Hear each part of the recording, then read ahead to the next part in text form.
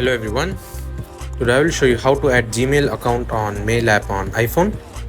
So for this, go to settings, find Mail app, tap on it.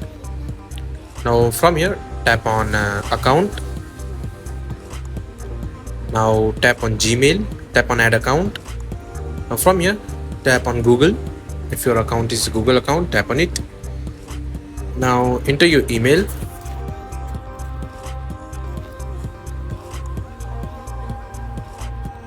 And enter your password.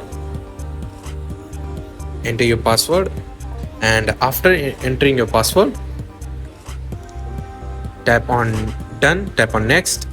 If two-step verification is enabled, just authenticate using a verification code, and after adding it, import contact and calendar. So that's it. Now after doing all this, you have added your Gmail account to Mail app.